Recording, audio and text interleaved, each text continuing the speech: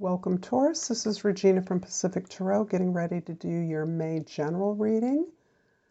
I am covering the entire month of May in this reading. Having just done a new moon reading for May, I really want to reflect that energy of the solar eclipse in Taurus, conjuncting Uranus, as the overall energy that is propelling us through this month. I will be doing a full moon reading in May. However, for the entire month, I'm really holding on to the energy that is allowing us, encouraging us to make these gentle, creative, even innovative changes to our person, our personal lives, and our external world.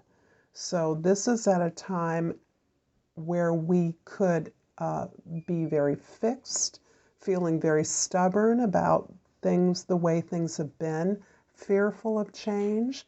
But the conjunction with Uranus is really breaking us out of our doldrums and helping us to be not only creative, but also gentle and kind to ourselves, as this is a reflection of the self-love and realizations that you have experienced over the last several months, quite possibly from at least the fall of last year. So if you enjoy this reading, if you find it useful, please like and subscribe to my channel. I've laid out the Egyptian cards. I'll clarify with an African tarot and finish up with an oracle card. So let's get started, Taurus, with overall energy, the Eight of Pentacles. The Eight of Pentacles reflects precisely what I've been describing. This is you're working hard on yourself. You're really taking the opportunities over the last several months, possibly even years, to really look at your part in your roles and responsibilities in your life, however you've experienced them as failures or successes. You've really understood that it is the work that you do that you can be accountable for and from which you will benefit. The Eight of Pentacles indicates hard work, balance, perseverance, and overall a passion, a love of the crafting, the effort itself. It is the process of building something, building your legacy, building the resources with which you can care for yourself, your family, and your community that you are enjoying. It is a process, a pleasurable process of work. So it's a work ethic as well, in which you are understanding the balancing of your needs vis-a-vis the needs of others. So in early May, we have the Three of Wands, the High Priestess, and the Hierophant card. You are contemplating a new direction. You are moving out of an area of stability and security, an area of expertise, with a desire to grow, to expand your base in a new way, to try out new things as you are tapping into this reservoir of memory, of personal history. This can also be cultural, ancestral legacy that you feel you have direct access to at this time. These are those who have passed on, who came before you, that created the way forward, and that have important information about your life purpose. So the High Priestess is indicating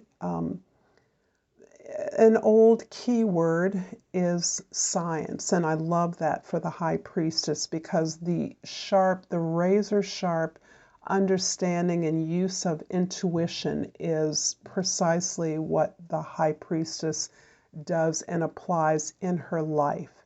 This is not a teaching card, it is a knowing card.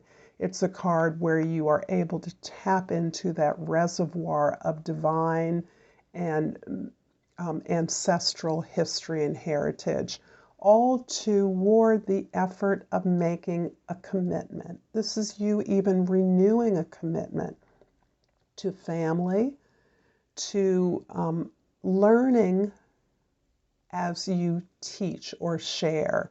So you are in a position of seeking the assistance of these ancestors, seeking the assistance of those who know you at a very deep, familial level, who may be familiar with your predecessors, and even an exploration of your lineage, where you come from, the cultural richness of your identity. And it's helping you to share what you learn as you are learning. So in that sense, you are teaching what you know, what you come to know through this experience of expansion, growth, and trying new things out. This is a highly creative time for you, where as you test the waters, you're also waiting for the results of your efforts to come in. So there is a balancing here that we see with the High Priestess card. In the middle of May, we have the Seven of Pentacles, the King of Swords, and the World card. So I would say collectively we're going through a similar process because everybody is getting the World card. And this indicates that you are reaching the end of a cycle. You are concluding a journey. You have taken all the steps successfully to complete something. And in this completion, you are being recognized, acknowledged, and rewarded, but you're really assessing the results of this journey. You're really at the same time looking at what you built and how you built it, what you've gained and how it's been gained, in a way that really looks to maximize the results of your efforts. This is a card of the harvest. It is also a card of knowing that you're on the right path and really wanting to pursue and improve the results of your efforts. The King of Swords is also really pointing you to an ability to distance yourself from your powerful emotions. This is you really taking, gaining from new ideas, new concepts, the ability to strategize and clarify a refreshed and powerful perspective that allows you to plan in a way that assures that you will receive the rewards that you are seeking. You're really changing the way that you look at information as you seek out new information, new perspectives, and see things with not only with a clarity, but you're able to apply the process of clarity, the clear thinking, clear knowledge in your life situations. Towards the end of May, we have the Lovers, the Devil card, and the Two of Pentacles. This juxtaposition is interesting to me because my sense is that in your ability to choose the higher path for yourself, to reflect the knowledge you've gained of self, so that you not only choose the higher path, but you are benefiting from your ability to do so. You are reminded that this is a choice you're able to make when much of your experience, perhaps to date, has shown you that the unhappy experiences, the patterns that you now recognize within yourself, the things that trigger you and in which you respond reactively, are choices that you have been making, even if those choices felt as though you were threatened with the loss of control. So this is the desire to be in control without allowing others to participate in the decisions that were being made, that you were making, and also the ways in which you felt it was your responsibility to meet the expectations of others rather than the needs of yourself. So this is you understanding that the choices you can make now are a complete reversal from choices that you've made in the past, choices that you can now see more clearly because of your ability to master and distance yourself from your feelings. This is not denying feelings. So the triggers that have caused anger, rebellion, maybe envy or jealousy, are now being clarified by your ability to think, be inspired, to get more information, to learn more, and to realize that what it appeared to be something, a negative comparison that you may have made in the past between yourself and others, actually was an illusion. And it was in response to the expectations of others, fulfilling the needs of others rather than the needs of yourself.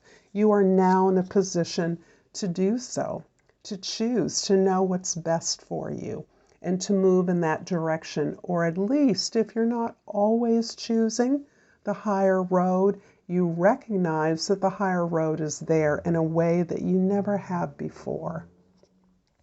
So this, instead of lessening control over the lives of others or in your own life, you're actually gaining control over yourself.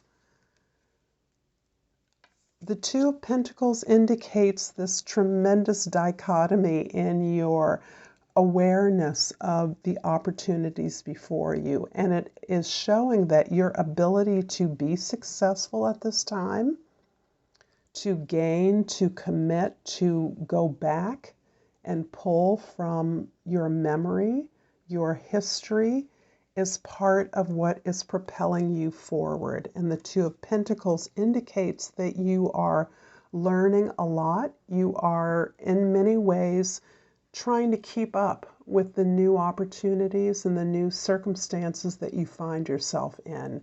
So this is not a time to be focused on perfection. This is simply a time where you just need to keep up, knowing that you have all the tools you need in order to be successful.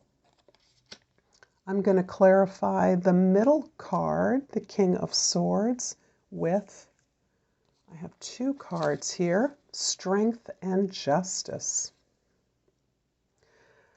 The Strength card reflects your understanding and realization of the obstacles, the work, the support that you've given others consistently, your ability to meet others where they are, where the help is needed, to recognize the struggles that others are going through, and to lend your strength, your encouragement, and your support to them, so that they too can make it through the many obstacles that you have learned to work through. This is a card of emotional maturity in which there is no comparison with others.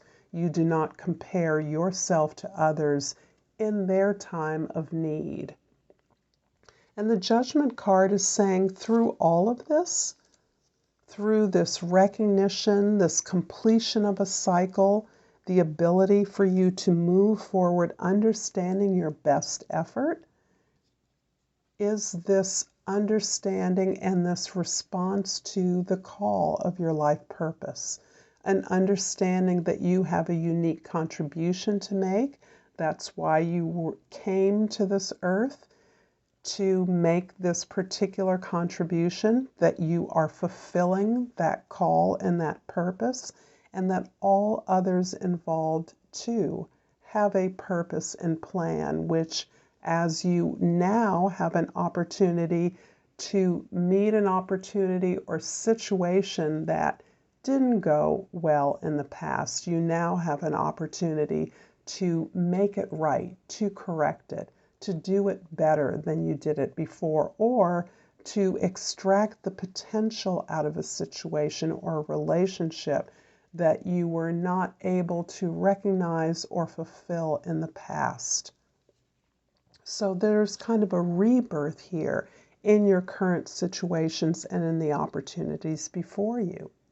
I'm going to finish off this reading with a botanical inspiration and ask if you're enjoying this reading, if you're finding it useful, to please like and share,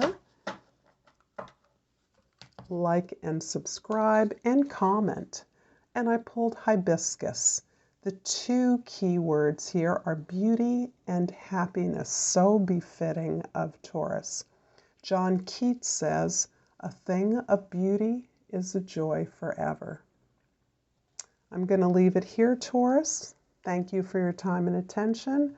And until next time, Namaste.